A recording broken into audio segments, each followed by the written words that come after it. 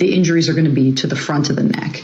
There may be some redness at the back of the neck as well if, injury comes from behind, but generally this part of the neck doesn't have the major blood vessels and the airway. It's the front of the neck that does. So compression or damage to the front of the airway, that's going to be found in the neck block that is still sitting at the medical examiner's office that was not released with the body. Why do we believe an answer simply because it was given first? Why does the human mind stop asking questions the moment it hears an official conclusion? And what if the truth wasn't hidden by a lack of evidence, but by one piece of evidence almost nobody has fully understood?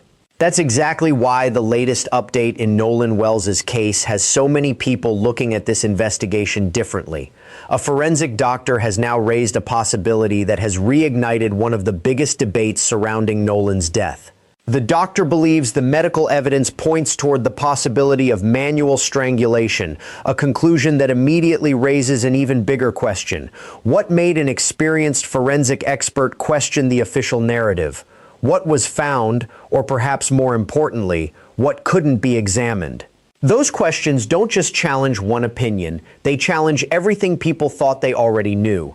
Over the next few minutes, we're going to break down the medical findings, the forensic science, and the overlooked details behind this latest development, step by step, piece by piece. Because by the end of this video, you'll understand why this doctor's conclusion has become one of the most talked about developments in the Nolan Wells investigation, and why the answer may not be where everyone has been looking. If you think this case deserves a closer look, hit that like button right now.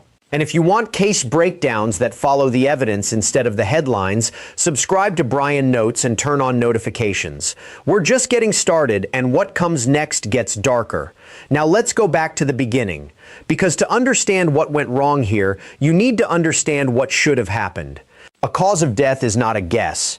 It's a conclusion, and conclusions come at the end, not the beginning. But in this case, that order was reversed before anyone had looked closely at the body.